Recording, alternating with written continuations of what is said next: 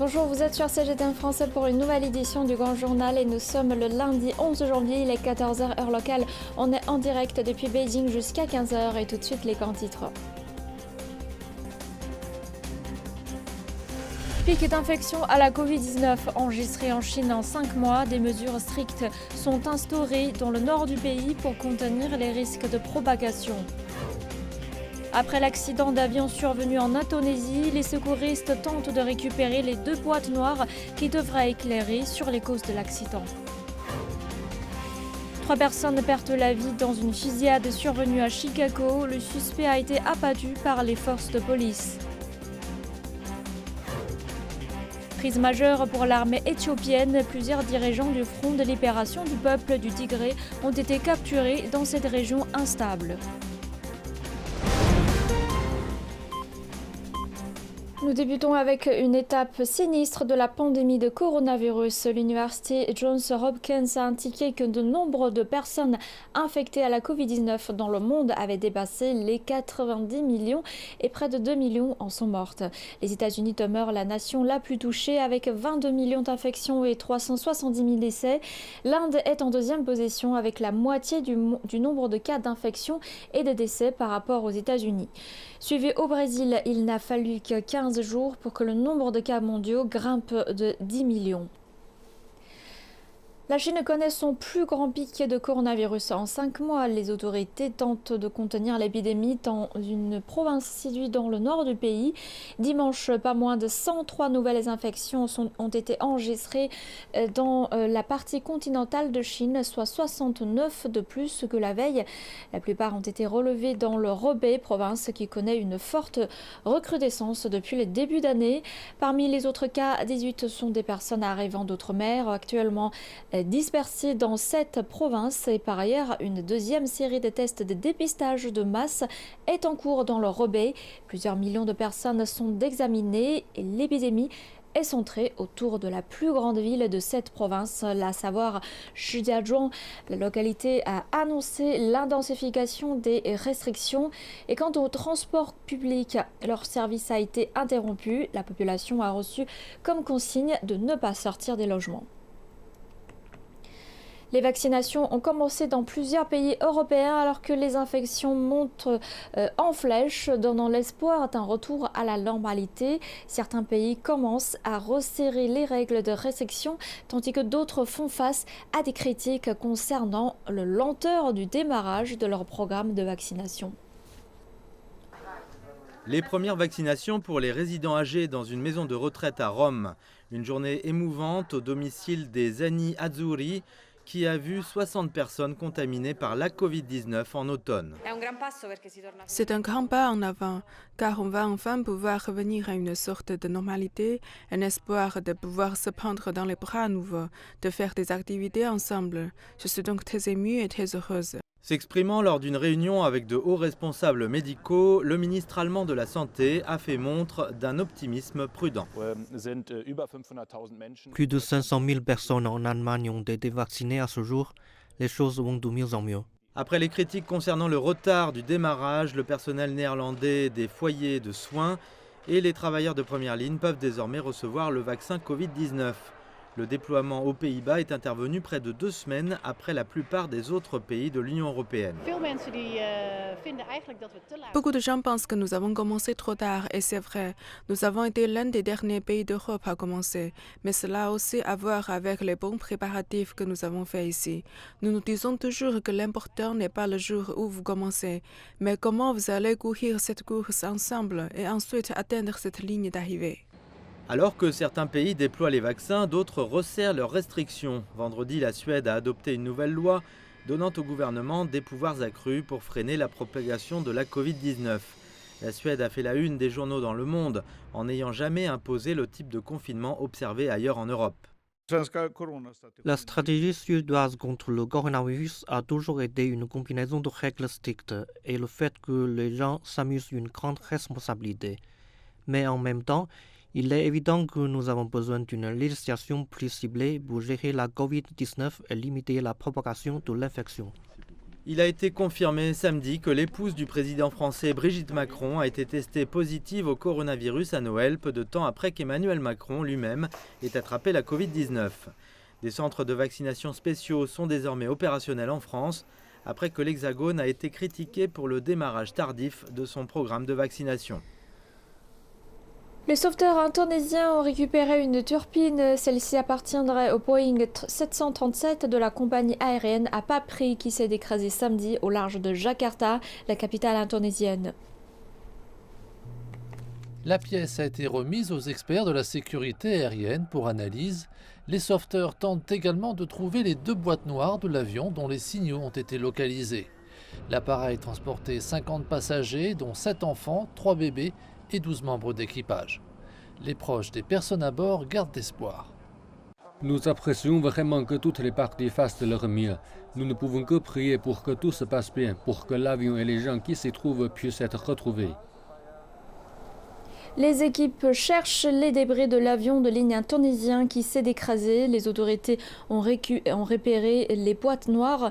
62 personnes se trouvaient à bord quand l'avion a sombré en mer de Java quelques minutes après son décollage. Reportage. L'Indonésie doit gérer un autre chapitre de sa pauvre histoire en matière d'aviation suite à l'accident d'un Boeing de la compagnie Sriwijaya Air. Le vol 182 transportait 62 passagers et s'est écrasé dans les eaux au large de Jakarta à peine 4 minutes après le décollage. Le PDG de Sriwijaya Air a déclaré que cet avion avait volé de nombreuses fois et n'avait présenté aucune difficulté technique avant l'accident. Au vu de l'information dont je dispose, l'avion était en bon état quand il a décollé de Pontianak à Pangkal Pinang et c'était son second trajet pour retourner à Pontianak. Il n'y aurait pas dû avoir de problème et le rapport de maintenance est également bon. Une enquête est en cours pour déterminer ce qu'il s'est passé quelques minutes avant qu'il ne disparaisse. J'ai demandé aux autorités de mettre la priorité dans la recherche des passagers. Nous espérons que cela s'accélérera dans les jours à venir. J'exprime mes sincères condoléances à toute personne impliquée et nous prions pour tous ceux affectés par cette tragédie. Bien que l'Indonésie ait enregistré quelques accidents fatals et des collisions mineures, son industrie de l'aviation a fait des avancées positives. Ces dernières années, l'Indonésie a totalement transformé son industrie de l'aviation, passant des tests et des outils internationaux pour être en accord avec les standards internationaux. Alors que davantage de compagnies low-cost comme Sriwijaya entrent sur le marché local, la fréquence des voyages domestiques devrait poursuivre sa croissance au quotidien. Et les voyageurs doivent savoir que la sécurité demeure une priorité. 3 personnes ont été tuées et 4 autres blessées dans plusieurs fusillades survenues à Chicago. La police a déclaré que la violence a débuté samedi avec le meurtre d'un étudiant chinois de 30 ans à l'université de Chicago. Il a été tué d'une balle dans la tête alors qu'il était assis dans son véhicule dans un garage. Le suspect est décédé lors d'échanges de feu avec la police après avoir tué 2 autres personnes. L'homme a été identifié comme étant Jason Nightingale, âgé de 32 ans, mais les enquêteurs tentent encore de déterminer la cause de ces attaques. Le 6 janvier, le Capitole américain est tombé aux mains des manifestants. La colère grondait. Plusieurs médias dont CGTN ont été attaqués par des manifestants. Sur leur emplacement habituel du Capitole à Washington, créant un désordre sans mots, le 7 janvier, Nathan Keane, journaliste de CGTN, accrédité aux États-Unis, a rappelé ces faits chaotiques dans une vidéo. Le matériel de tournage de son équipe a été détruit. Des manifestants ont craché et insulté les journalistes. Une journée plutôt calme aujourd'hui. Je pensais faire un petit direct pour la télévision, mais je vais plutôt vous donner les dernières informations de la journée d'hier. Tout d'abord, je veux remercier tout le monde sur les médias sociaux qui nous ont contactés après que les émeutiers, influencés par Trump, ont quasiment détruit notre point de tournage mercredi à l'extérieur du Capitole. J'apprécie vraiment et merci de vous être souciés de nous. On s'en est sorti. Je veux remercier notre fournisseur, Associated Press, et notre caméraman et les autres. Notre équipement a quasiment été intégralement détruit, mais personne n'a été blessé. Mais c'était moins une.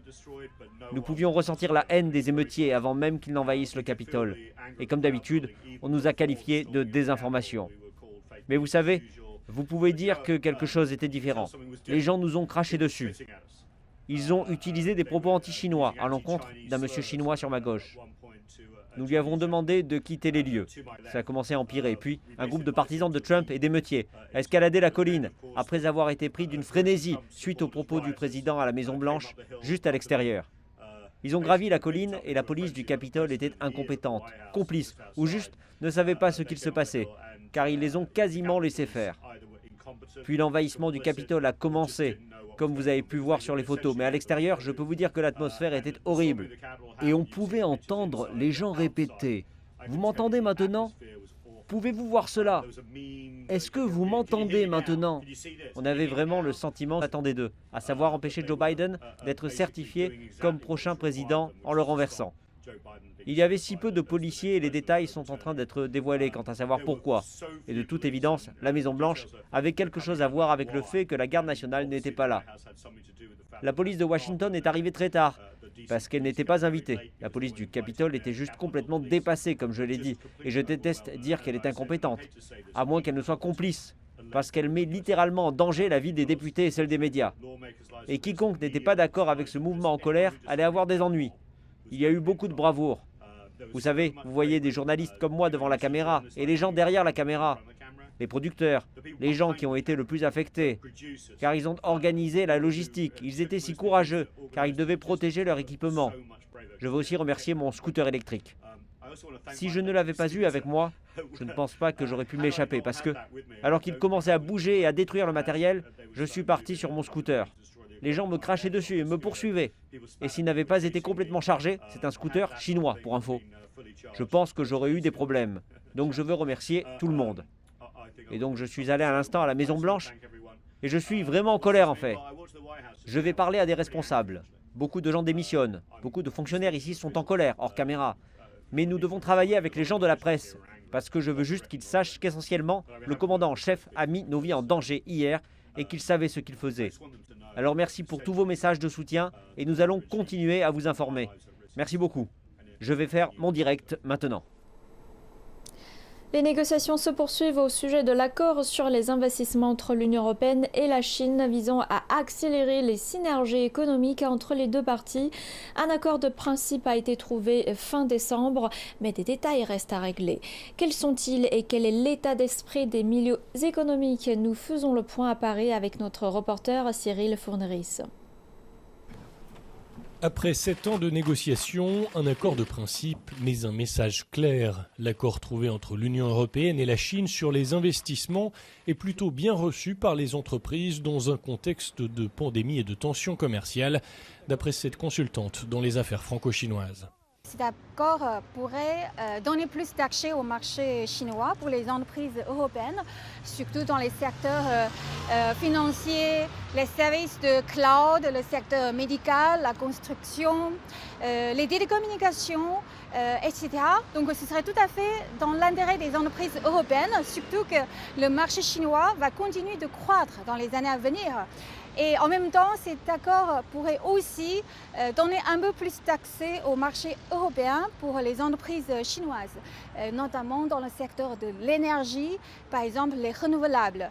Les solutions chinoises en matière d'énergie, mais aussi de transport ou de traitement des déchets, pourraient favoriser la compétitivité européenne, d'après l'économiste français et connaisseur de la Chine, Jean-Joseph Boileau. Ça permettrait pour les Européens d'exercer une certaine contrainte favorable en termes de mise en concurrence des producteurs, des technologies, des modèles économiques. Pour ce qui est de la Chine, je pense que l'intérêt est double. C'est d'une part participer à tout ce programme de remonter un niveau technologique de la Chine dans les 20 prochaines années. Il y a beaucoup de domaines où, pour l'instant, l'industrie chinoise a plutôt copié. Si des concessions ont été faites dans plusieurs secteurs économiques, dans le respect des conventions internationales du travail ou de l'environnement, la question des mécanismes contraignants reste ouverte, souligne l'analyste. Quand vous avez un accord commercial ou d'investissement, il y a des accords ou des non-respects.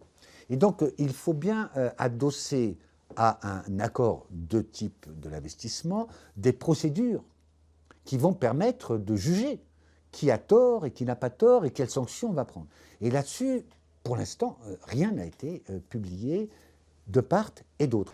La Chine et l'Union européenne se donnent encore plusieurs mois de négociations pour s'accorder sur le texte final qui devrait ensuite être soumis au Parlement européen. Cyril Fourneris, CGTN, Paris. Cela fait déjà une semaine depuis que la Chine et l'Union européenne ont scellé le traité d'investissement bilatéral. L'accord doit accorder un accès élargi et réciproque au marché des deux partenaires. Mais quel en sera l'impact spécifique sur les pays d'Europe? C'est ce que nous allons voir. Après 7 années de préparatifs, la Chine et l'Union européenne ont finalement convenu d'un traité d'investissement bilatéral ou BIT. Il est arrivé 2 jours seulement avant la fin de l'année 2020. Alors, y a-t-il quelque chose de particulier quant à cet agenda? Un facteur principal à cela est l'Allemagne. L'accord a été atteint juste avant que l'Allemagne ne transfère la présidence tournante de l'Union européenne. Angela Merkel doit également quitter sa fonction de chancelière allemande en 2021. Et avec l'économie profondément entrelacée avec celle de la Chine, l'Allemagne avait toutes les raisons pour pousser l'UE vers la signature de l'accord. Le volume des échanges commerciaux entre la Chine et l'Allemagne compte pour près du total des échanges Chine-Europe. De plus, le marché chinois a été un riche filon pour les constructeurs automobiles allemands. Donc l'Allemagne profitera énormément de l'accord BIT. Outre l'Allemagne, la France bénéficiera également de l'accord.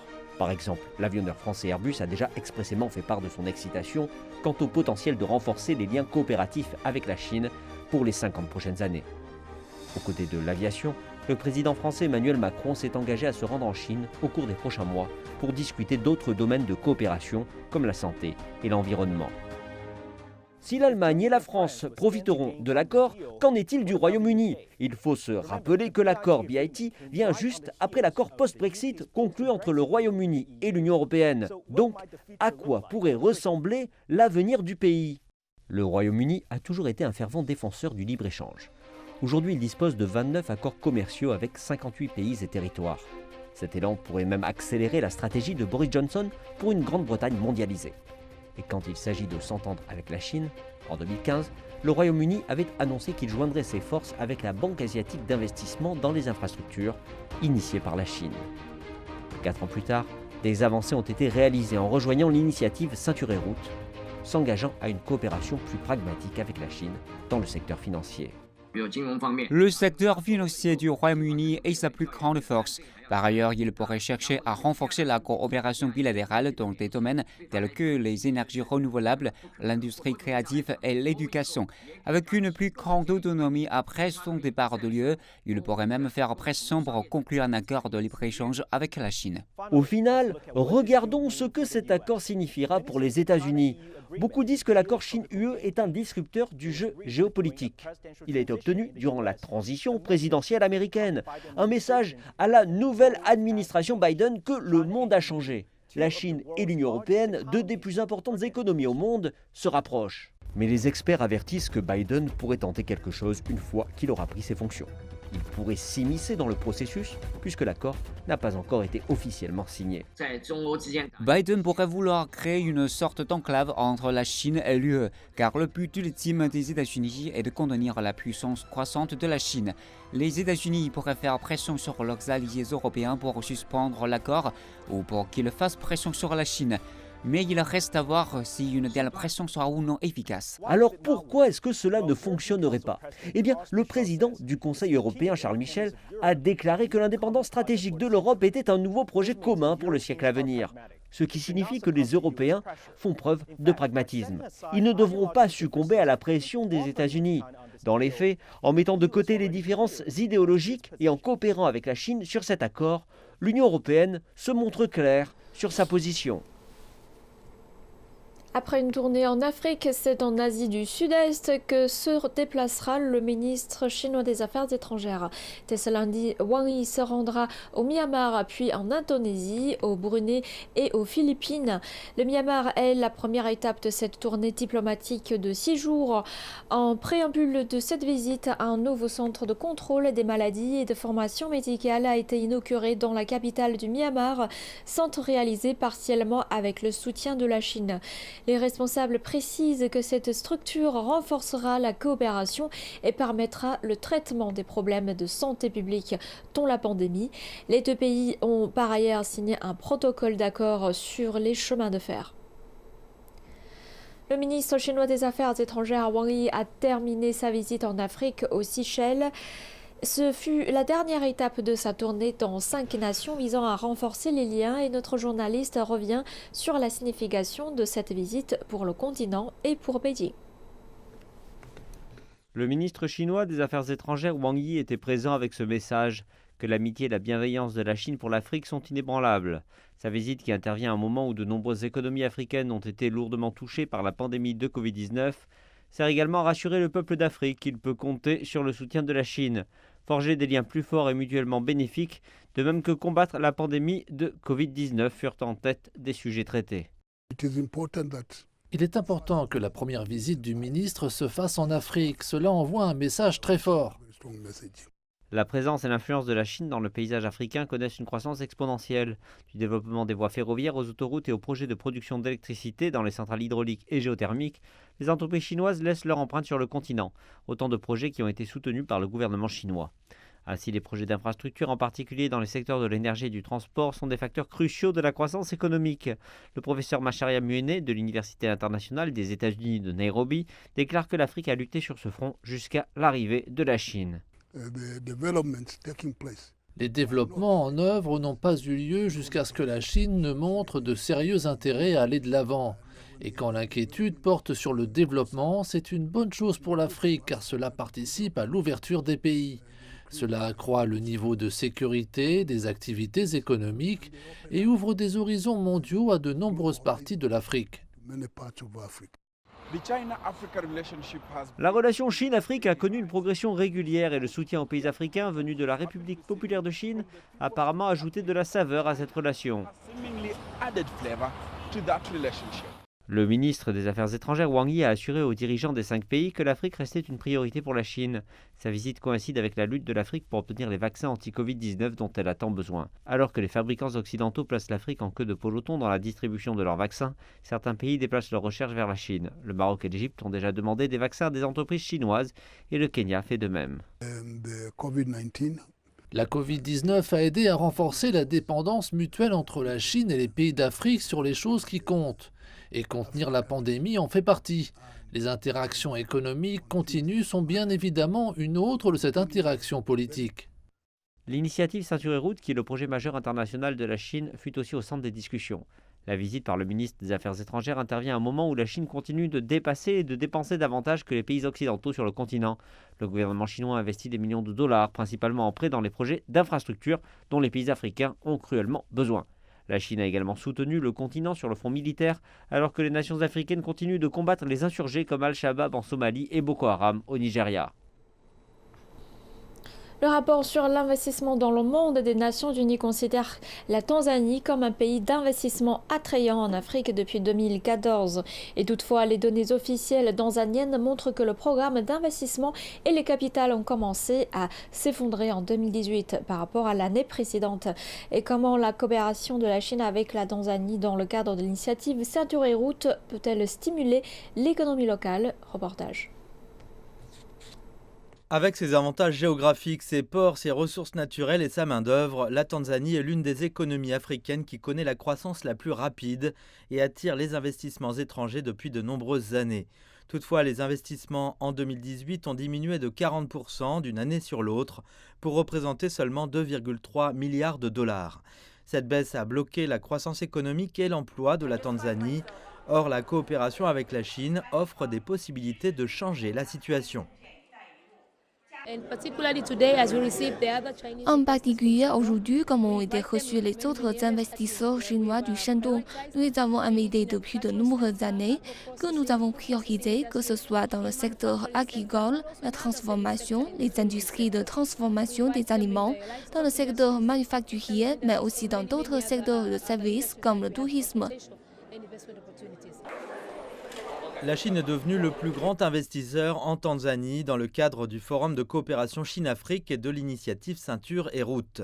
La coopération des deux économies crée des chances de collaboration bilatérale, réalisant l'échange de technologies de pointe chinoises et l'énorme demande du marché tanzanien. Non seulement les produits agricoles, mais le Shandong a aussi des avantages dans les outils agricoles et les machines, ainsi que la technologie d'emballage alimentaire. C'est exactement ce dont la Tanzanie a besoin. Nous allons donc augmenter les investissements dans des secteurs comme la transformation des aliments, avec les abondantes ressources de la Tanzanie. En attendant, nous voudrions utiliser la plateforme pour développer notre activité sur les marchés africains. C'est une grande opportunité. Donc, à l'heure actuelle, ce que je peux vous assurer, c'est que nous savons que nous sommes au numéro 144 dans la facilité de faire des affaires. Mais ce que je peux vous dire, c'est que dans les 2 prochaines années, vous verrez ce nombre changer. La Tanzanie tente également d'offrir un environnement plus convivial aux entreprises étrangères en réduisant les impôts et les frais et en restructurant son département de surveillance. Le pays est en voie d'industrialisation avec la technologie et l'investissement chinois. L'armée éthiopienne a annoncé la capture de personnalités clés du Front de libération du peuple du Tigré depuis 2 mois. Les 2 parties sont en conflit armé dans le nord de l'Éthiopie. Les hauts dirigeants du Front de libération du peuple du Tigré, parmi lesquels son fondateur Sebhat Nega, vu ici menotté, ont été appréhendés sur le terrain accidenté du centre du Tigré. On voit également à l'image 8 autres anciens hauts fonctionnaires arrêtés, tels que l'ancien président du conseil régional, l'ancien ambassadeur d'Éthiopie au Soudan et les chefs du bureau de l'État régional. Conformément à l'ordre qui nous a été donné, nous avons travaillé à traquer ces criminels 24 heures sur 24 et 7 jours sur 7. Avec les informations que nous avons reçues de la population locale, nous avons finalement réussi à les arrêter. La survie est difficile là où nous les avons trouvés. Cette étape est considérée comme majeure dans les efforts du gouvernement du Premier ministre Abiy Ahmed pour conclure ce qu'il a appelé une mission d'application de la loi et de l'ordre dans la région. C'est également une avancée importante dans les projets visant à traduire en justice les dirigeants du Front de libération du peuple du Tigré, accusés d'avoir orchestré l'attaque meurtrière contre la base de commandement nord des forces de défense nationale. L'armée a déclaré que la traque visant l'ancien président de l'administration régionale, Debretsion Gebremichael, se poursuivait. La population du Tigré ne fait plus allégeance à ces gens. Elle est fatiguée de la direction du Front de libération du peuple du Tigré et ne veut pas coopérer avec eux. En plus de ça, les gens d'ici ont été très coopératifs avec nous en fournissant quotidiennement des informations précieuses à nos équipes. D'un autre côté, le Tigré reste dans l'ensemble pacifique et les gens y mènent une vie quotidienne classique dans différentes parties de la région. Beaucoup, y compris des organisations comme l'ONU, parlent de la situation humanitaire dans le nord du territoire éthiopien. Ils affirment que certains endroits sont inaccessibles en raison des conflits en cours dans certaines poches, mais le gouvernement est d'un avis différent. Il soutient que la fourniture de services de secours, les travaux de rapatriement et les programmes de réhabilitation se déroulent tous sans heurts.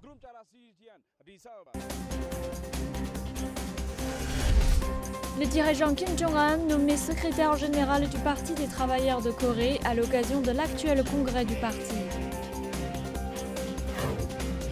Grande gagnante de la baisse des températures en Chine, les doudounes toujours plus populaires auprès de la jeunesse.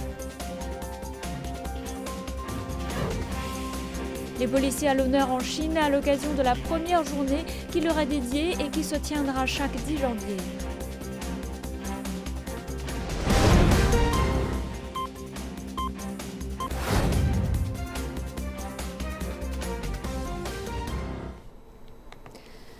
Les dirigeants de la République populaire démocratique de Corée possèdent un nouveau titre. Kim Jong-un vient d'être nommé en tant que secrétaire général du Parti des travailleurs de Corée au pouvoir. Le congrès en cours du parti, le premier en 5 ans, a abouti à cette annonce dimanche. Le nouveau titre étant autrefois détenu par son père et son grand-père, aujourd'hui décidé. Au cours du congrès, Kim s'est engagé à améliorer les capacités militaires du pays pour faire face à ce qu'il qualifiait d'hostilité croissante des États-Unis. Des chutes de neige historiques ont touché le nord du Japon. Des officiels japonais ont déclaré que plus d'1 millier de véhicules ont été coincés dans les préfectures du nord du pays. Et des photos venant du ministère japonais de la Défense ont montré des membres des forces d'autodéfense marcher le long de camions coincés et déblayant la neige de la route. Les violentes chutes de neige sont fréquentes au Japon, mais les points d'observation dans ces zones ont montré des quantités de neige 2 fois plus importantes que d'ordinaire. En Chine, la baisse des températures a fait grimper les ventes des doudounes et pas seulement dans le nord du pays qui subit une vague de froid. Et par ailleurs, les vêtements matelassés de moyenne à haut de gamme semblent être de plus en plus populaires parmi les jeunes. Cette étude émane d'Insight and Info Consulting. Comment faire bonne figure tout en étant bien au chaud dans un manteau matelassé? Le choix du vêtement doit être fait avec soin. Je préfère les manteaux plus légers car ils sont plus confortables. Le design doit être simple pour me faire paraître plus mince. Je paierai entre 1 et 2 000 yuan pour ça. Rester au chaud tout en étant élégant peut par contre coûter plus cher. Dans notre magasin, le prix moyen varie entre 2 et 3 000 yuan. Celui-ci est plus léger et plus fin, coûte environ 1 400 yuan, mais celui-là est à 3 799 yuan. La clientèle jeune est cependant disposée à y mettre le prix. Cette année, l'industrie du duvet cible les groupes plus jeunes. Auparavant, les produits de milieu à haut de gamme étaient principalement achetés par des personnes de 35 à 45 ans. Mais maintenant, les 25 à 35 ans les achètent également. Il y a plusieurs années, les jeunes pensaient que ces manteaux n'étaient pas à la mode. Mais le secteur est parvenu à changer la mentalité des gens. Au cours des dernières années, un nombre croissant de marques chinoises sont entrées sur le marché international des manteaux matelassés moyens à haut de gamme par le biais de défilés de mode et d'appuis de célébrités. Peut-être qu'aujourd'hui, le vrai test pour cette mode est de savoir si on a toujours bonne apparence dans un manteau matelassé. Ce dimanche marque la première journée de la police populaire chinoise. Le président Xi Jinping a adressé ses sincères salutations aux membres de la police. Il a appelé tous les policiers à prendre des mesures concrètes pour mieux préserver le bonheur des gens, la sécurité nationale et la stabilité sociale. En Chine, le numéro de téléphone d'urgence est le 110, 35 ans jour pour jour depuis le premier appel dans la province du Guangdong dans le sud de la Chine le 10 janvier 1986. L'année dernière, de janvier à novembre, les organes de sécurité publique chinois ont reçu 99 millions d'appels d'urgence, soit une moyenne de 300 000 par jour. Examinons de plus près les forces de police chinoises. La Chine divise sa police en plus de 20 catégories en fonction de leur tâche spécifique. Lorsque vous appelez le 110, la ligne d'assistance téléphonique de la police en Chine, l'agent qui décroche le téléphone est communément appelé policier de la sécurité publique, dont les principales tâches comprennent le maintien de l'ordre social et le traitement des activités illégales mineures. Mais lorsqu'un crime grave se produit, il exige des forces spécialisées dans les enquêtes criminelles ou la police criminelle. S'il s'agit de stupéfiants, la police anti-drogue sera impliquée, qu'il s'agisse de déjouer les trafics de drogue ou de poursuivre les trafiquants. La police armée a un large éventail de responsabilités qui sont essentiellement au maintien de la stabilité sociale. Il s'agit notamment de protéger la sécurité intérieure, le contrôle des émeutes, la lutte contre le terrorisme, les mesures d'intervention en cas de catastrophe, l'application de la loi, la sécurité maritime ainsi que la sauvegarde de la souveraineté territoriale. Le public chinois est probablement le plus familier avec la police de la circulation. Quand vous conduisiez au marché dans la rue, il est facile de repérer ces agents quittant et supervisant la circulation routière. Ceux-ci sont aussi chargés de traiter les infractions. En dehors de ceci, il y a aussi du personnel de police qui travaille dans le système judiciaire.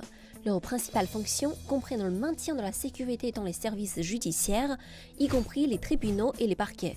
Ils aident également au transport des accusés et des prisonniers entre les tribunaux et les prisons et aident à l'application de la loi. 2021 est l'année où un projet pilote de conservation dans cette région séduit sur le plateau tibétain sera officiellement lancé en tant que parc national et notre journaliste nous raconte comment les résidents sont profondément engagés en tant que gardiens de cette terre vierge qui abrite la source d'eau de la Chine. Ces animaux sont appelés cerfs de mer à lèvres blanches, une espèce rare endémique de Chine. Votre et quelques villageois observent attentivement ces créatures et prennent note de leur nombre et de leur comportement. C'est une partie importante de leur routine quotidienne. Nous sommes si proches du cerf, mais ils n'ont pas peur de nous du tout. Vous pouvez voir à quel point nous vivons en harmonie avec la nature ici. De telles scènes ne sont pas rares dans cette petite ville qui se trouve à la source du fleuve Jaune, l'une des plus longues du monde. Les villageois qui n'élevaient que des moutons et du yak ont élargi leurs responsabilités à mesure que la Chine renforce la protection de cette région. Avec l'établissement du parc national Sanjiangyuan, les villageois ne sont plus seulement des éleveurs traditionnels, mais aussi des protecteurs de cette terre pure. Sanjiangyuan signifie source des trois rivières. Il abrite les cours de rivières Yangtze jaune et Lansang, qui est connu comme le Mékong, en aval en Asie du Sud-Est en raison du changement climatique. Et des activités humaines excessives comme le surpâturage, l'écologie ici a été gravement endommagée dans les années 1990. La restauration a commencé au début du XXIe siècle. L'année 2016 a marqué une étape importante dans les efforts de conservation, lorsque Sanjiangyuan a été désigné parc national pilote, le tout premier en Chine, et la ville n'est qu'un des principaux quartiers du parc. Il y avait partout des prairies dégradées connues sous le nom de parcelles de sol noir. Le niveau d'eau de nombreuses rivières et lacs a fortement baissé. Après que le gouvernement a accordé de l'importance à la protection écologique, l'environnement de ma ville natale s'est amélioré d'année en année. Chaque famille qui vit dans le parc national est assurée d'un emploi de conservateur écologique et de garde forestier. Ils sont payés environ $280 par mois. Ils sont chargés de protéger les terres, les rivières et les animaux dans leur région.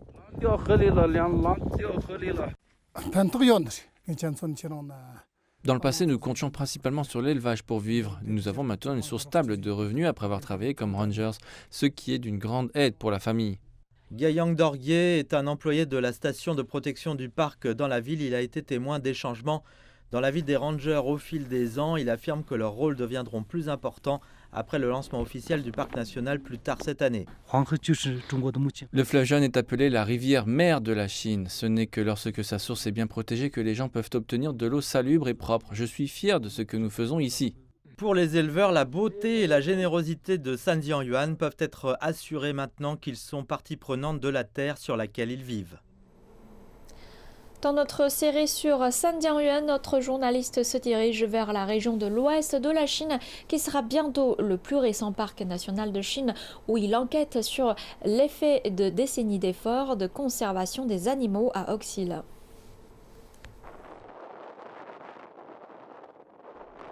Haut sur le plateau du Tsingrai Tibet, assis à environ 4600 mètres au-dessus du niveau de la mer, Oxil est un endroit inhospitalier pour beaucoup. Mais son éloignement et son inaccessibilité font de la réserve naturelle un endroit idéal pour la faune, en particulier l'antilope tibétaine. Et puis il y a des hommes comme Wangyal Kunbo, un ranger qui patrouille ce paysage de 4,5 millions d'hectares depuis plus de 20 ans.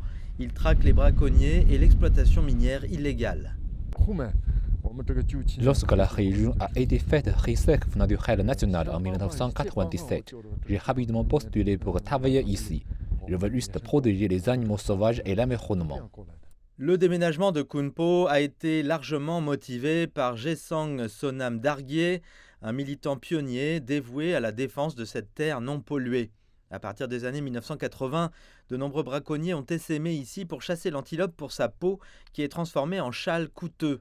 En janvier 1994, ce protecteur de l'environnement a été abattu alors qu'il luttait contre un groupe d'intrus. La tragédie a suscité des initiatives du gouvernement, y compris la création de la réserve naturelle et une station de rangers nommée d'après ce héros. Kunpo garde encore à l'esprit à quel point les premiers efforts de conservation ont été difficiles. Il n'y avait même pas de maison au début. Nous devions vivre dans des tentes. Il n'y avait pas d'alimentation non plus. Et nous ne pouvions utiliser que des bougies. Une bougie peut durer de 3 à 4 jours.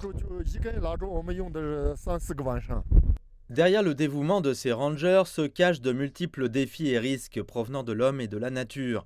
Mais en récompense de leurs efforts, l'écologie locale s'est améliorée. Il suffit de prendre l'exemple des antilopes tibétaines. Leur nombre est passé d'environ 20 000 à environ 70 000. Kunpo a assisté à tous ces changements au fil des décennies.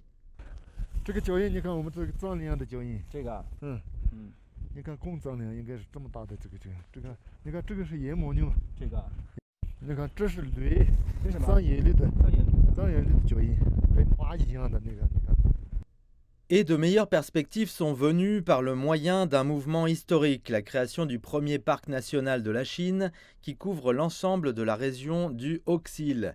Alors que le pays fait preuve d'une plus grande détermination dans la conservation de la biodiversité, les jeunes générations se sont engagées dans l'entreprise avec passion.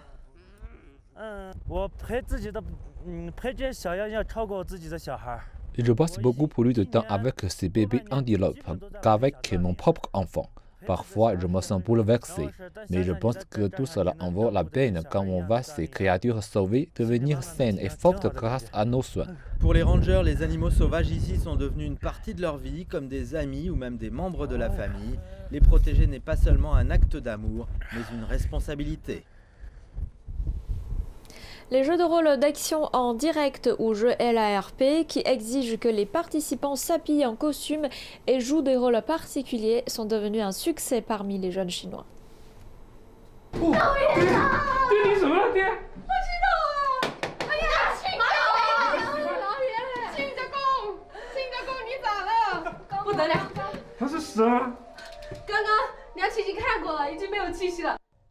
Découvrir un meurtre mystérieux puis essayer de le résoudre, tel est tout le plaisir de ces studios de jeux de rôle, alias LARPing, dans la ville du sud de la Chine, de Guangzhou. La deuxième dame avait cette seringue dans sa chambre. Je suppose qu'elle voulait empoisonner son mari. Et la bouteille est vide. Il n'y a plus rien à l'intérieur. Elle a dû empoisonner son mari. Je pense que c'est la meurtrière. Les participants ont non seulement le frisson d'être Sherlock Holmes, mais aussi la chance de découvrir l'histoire d'un personnage différent en 4 à 7 heures, un bon moyen d'échapper à la monotonie de la vie quotidienne. Et le décor, les accessoires ainsi que les costumes et même la coiffure leur permettent de s'impliquer davantage. Nous avons mis les costumes et nous avons fait nos chevaux. Ensuite, nous avons fait l'expérience d'une petite première partie, ce qui nous a aidé à planter le décor. Participer à ces jeux m'aide à prendre une pause de stress quotidien. Je peux être une personne totalement différente dans le jeu. J'aime agir et raisonner. Se disputer entre nous au cours d'un jeu est amusant. Le studio dit que de nombreux clients sont dans la vingtaine et ils aiment les jeux de détective, non seulement pour le plaisir, mais aussi pour le réseautage social. Ils ont eu un flux régulier de clients depuis qu'ils ont ouvert, avec certains qui viennent même 3 à 4 fois par semaine. En conséquence, le studio, qui avait un établissement en 2017, en a 4 désormais. Mais le directeur, Chen Zhejiang, dit que ce n'est pas aussi lucratif qu'il y paraît. Un script ne peut être utilisé que pendant environ 3 ans. Normalement, le cycle de récupération est 1 an et demi à 12 ans, ce qui signifie que nous n'avons qu'un an pour chaque script pour le rendre profitable. Si le scénario n'est pas populaire, il durera moins de 3 ans. Et pour le script de jeu de rôle de table, leur vie commerciale ne dure que 2 à 3 mois. Nous devons donc acheter des scripts tous les mois. Nous devons mettre de côté 10 ou 15 000 yuan chaque mois pour le script. Malgré les dépenses élevées pour la location et l'achat de scripts, Chen a encore des raisons d'être optimiste. Les données du Meituan Research Institute montrent que la valeur marchande du LARPing a dépassé les 10 milliards de yuan, soit 1,5 milliard de dollars en 2019. C'est 2 fois plus qu'en 2018. De plus, l'engouement s'étend à d'autres secteurs, y compris les jeux en ligne et le streaming en direct, ce qui signifie que plus d'entrepreneurs, et pas seulement les jeunes, inondent l'industrie. Une exposition sur l'artiste italien Raphaël se tient au China World Art Museum de Beijing et grâce à la technologie moderne, la gloire du maître artistique est une fois de plus ramenée à la vie. Intitulée Raffaello Opera Omnia, l'exposition présente 36 reproductions numériques des œuvres de Raphaël. Beaucoup de ces chefs-d'œuvre universellement reconnus sont reproduits dans leur taille d'origine, offrant aux visiteurs une occasion unique d'apprécier et de comprendre pleinement son génie. Les œuvres originales des 36 peintures sont dispersées à travers le monde entier, dans 18 musées et organisations de collection dans 13 villes de 8 pays. Il est difficile de les déplacer d'un endroit à l'autre.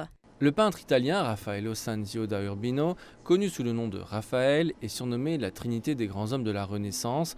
Il était une figure majeure dans l'un des mouvements les plus importants de l'histoire de la civilisation humaine. L'histoire lui a donné diverses rencontres révélatrices avec la beauté, l'ordre, la foi et les Écritures. Tout le monde aime Raphaël. Il a créé une beauté dans l'idéal, une sorte de beauté que l'on ne trouve pas dans la vie réelle, en particulier dans ses madones. Le thème de l'amour domine l'exposition car il représente le pilier réel de l'œuvre de l'artiste. Parmi les œuvres figurent Mariage de la Vierge et La Vierge au chardonneret, dans lesquelles l'harmonie entre l'espace et l'équilibre parfait entre les figures et l'architecture prévalent. Je suis une passionnée d'art et j'ai visité certains des musées avec ces œuvres originales. Maintenant que je ne peux pas voyager en raison de la pandémie, c'est formidable d'avoir l'occasion d'apprécier ces œuvres d'art sous forme numérique ici même à Beijing. L'exposition est ouverte tous les jours du mardi au dimanche et se déroulera jusqu'en février. Le safou est un fruit qui ressemble à la brune. Son huile riche en vitamine E est réputée efficace dans le rajeunissement de la peau et la protection des cheveux. Toute sa particularité au Cameroun. L'huile est obtenue par pression du fruit composé de 50 à 70% de matière grasse. Son extraction constitue un gagne-pain pour certaines femmes camerounaises, mais à une échelle artisanale. Le safou, fruit du safoutier, est très consommé dans plusieurs pays d'Afrique centrale. Il entre également comme ingrédient dans de nombreuses recettes culinaires. Sa richesse en matière grasse a suscité de nombreuses recherches. L'huile reste un produit phare multifonctionnel. L'huile de safou joue premièrement un rôle énergétique, c'est-à-dire ça apporte de l'énergie à l'organisme. Secondairement, l'huile de safou est une bonne source d'oméga 6 et d'oméga 9. Et ces oméga 6 et oméga 9 jouent des rôles très importants à différents niveaux dans l'organisme. Au niveau du système cardiovasculaire, les oméga 6 et oméga 9 permettent de réduire le taux de cholestérol et permettent aussi une fluidité, de fluidifier le sang. Et tout cela contribue à réduire les risques de maladies cardiovasculaires. Ce fruit oléagineux saisonnier de juin à octobre est hautement périssable, ce qui encourage beaucoup à s'investir dans l'extraction de son huile, mais le processus de création de plus-value requiert de l'expérience pour gagner environ 15 € par litre. Dès que je sèche, j'enlève les noyaux. Après avoir enlevé les noyaux comme ça ne doit pas faire 3 jours parce que quand ça fait 3 jours, ça devient dur sur le soleil. Donc je dois presser ça quand c'est déjà à moitié tendre encore. Là maintenant, voici l'huile qui est en train de sortir. 1 litre, c'est 10 000. Maintenant, quand quelqu'un veut en détail, la petite bouteille de glycérine, c'est 1 000 francs. Oui, c'est comme ça qu'on détaille. Très utilisée en cosmétique, l'huile de safou regorge de propriétés revitalisantes, antioxydantes, anticapillaires, entre autres. Depuis que j'ai découvert l'huile du safou, c'est ça que j'utilise pour ma peau, pour ma chevelure, pour qu'elle soit toujours bien naturelle, toujours bien noire. Et c'est aussi ça que j'utilise pour mon enfant, pour son teint. Ça garde bien la peau de l'enfant, ainsi que ma peau. En médecine, la consommation de l'huile de safou suit une certaine posologie, ne prend pas cette substance qui veut. Le dosage répond aussi à des critères pondéraux. Tout dépend du profil lipidique. Pour un patient obèse, par exemple, qui présente une dyslipidémie, on aura des quantités qui seront différentes des quantités données à une personne qui n'a pas de problème. Originaire du bassin du Congo, le safou, appelé prune au Cameroun, souffre cependant du déboisement. La transformation des fruits en huile et autres produits naturels peine à se moderniser à une plus grande échelle. Surnommée Mama Africa, Mama Banda Diop de son vrai nom est formatrice en horticulture depuis 1999. Elle évolue dans le secteur de l'agriculture. Ses nombreux voyages en Afrique et en Europe lui ont permis de partager son expérience avec d'autres femmes. Son jardin botanique lui sert de salle de stage pour de nombreux étudiants sénégalais, africains et européens. Son amour pour la nature l'a poussé à se lancer dans le microjardinage tout juste après avoir pris sa retraite en 1999. Mama Africa est une véritable passionnée des plantes. Elle circule entre ses tables où poussent toutes sortes d'espèces végétales aussi rares qu'introuvables dans le pays. Fraisiers, goyaviers, pommiers, entre autres. Et toutes ces cultures se font sans pesticides. Le microjardinage est ma passion.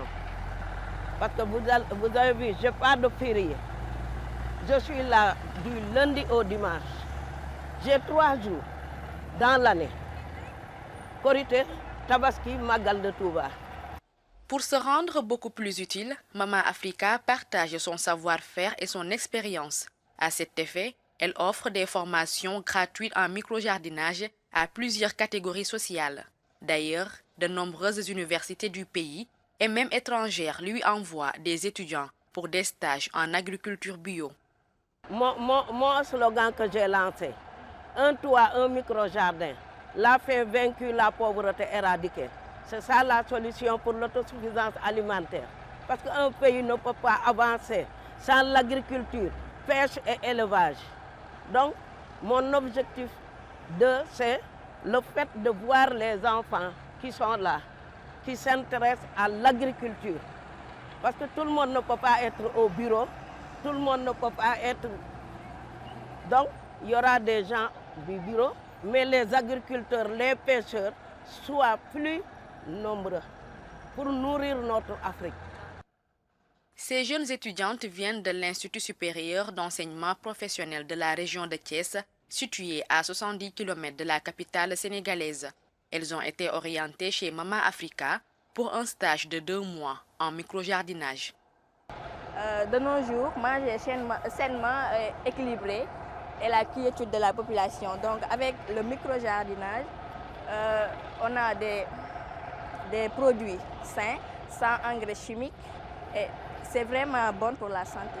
Outre ces étudiants, Mama Africa a également formé de nombreuses femmes qui viennent s'approvisionner chez elle. C'est le cas de Ramatoulaye Koli. Le microjardinage est bénéfique pour nous, les ménagères, et grâce à Mama Africa, on n'a plus besoin d'aller au marché. Grâce à sa générosité, elle m'a montré les techniques du microjardin et maintenant, je nourris ma famille grâce à ça. Cela me permet aussi de faire des économies. Aujourd'hui, Mama Africa assure ne regretter aucunement ce qu'elle est devenue. Pour preuve, le microjardin érigé en centre de formation est sa deuxième maison. D'ailleurs, c'est ce qui lui a valu son surnom de passionnée des plantes. Le Bénin a une jeune championne de roller. Elle s'appelle Randas Demba Diallo. Âgée de 15 ans, la sportive a déjà remporté plus de médailles d'or que son âge. Championne de roller à plusieurs reprises dans la sous-région, elle a été élue meilleure athlète d'Afrique de l'Ouest de la discipline et rêve de médailles olympiques. C'est une passionnante histoire d'amour qui relie Raoudat Demba Diallo à ses patins.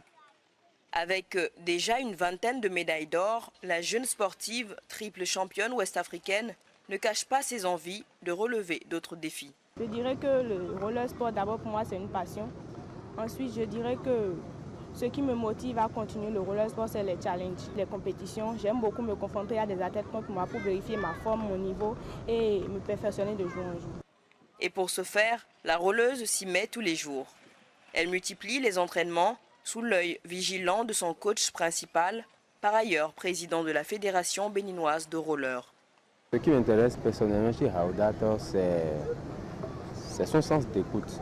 Je l'ai pris à bas âge et nous avons démarré par travailler. Et c'est un athlète qui, depuis son enfance, elle assimile très bien. Et elle arrive quand même à résumer tout ce que vous lui demandez de faire sur un laps de temps. Les performances de Raoudat ont suscité de l'encouragement chez ses parents. Très attentif à ses besoins, son père l'accompagne sur tous les plans. Des sacrifices qui stimulent la motivation de la sportive. C'est ça qui nous a permis de nous rendre compte qu'à partir de là, cette fille, en fonction de ses capacités, qu'elle est en mesure d'aller loin. Alors, si elle est en mesure d'aller loin, nos meilleurs moyens ne seront pas, mis à côté, seront mis au profit de cette situation, de cet avantage-là. Voilà pourquoi tout de suite, je n'ai pas hésité à mettre les moyens dans cela. Élève en classe de terminale, le jumelage de cours et du sport n'est pas aussi facile pour la jeune Raoudat. Mais en attendant les prochaines compétitions, elle continue de se mettre à niveau. J'essaie de me retrouver un peu parce que l'année prochaine, il y a la 4e édition du championnat africain qui doit se dérouler au Bénin ici. Donc il faut que je sois prête pour ça.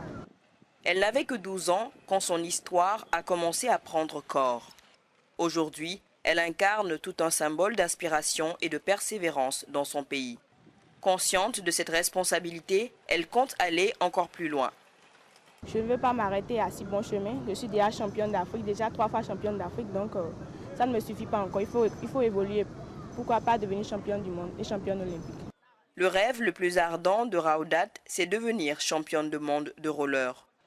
Et pour y parvenir, la tenante du titre de meilleure rolleuse de la catégorie junior fille ne baisse pas les bras face à ce challenge.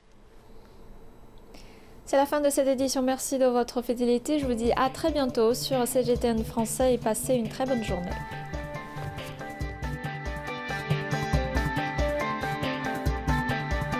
从2020年春天开始，以习近平同志为核心的党中央展开了一场事关民族复兴前途命运的战略谋划，制定“十四五”规划建议，为新时代新征程擘画蓝图。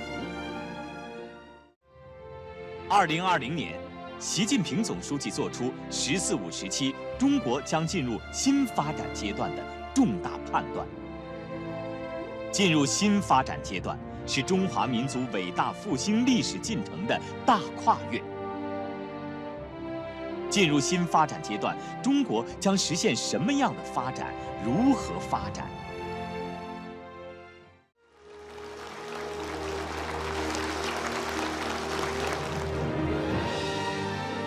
？7月到9月，习近平总书记主持召开6场开门问策座谈会。加强顶层设计与坚持问计于民相结合，是“十四五”规划建议起草最鲜明的特点。这是我国党内民主和社会主义民主的生动实践。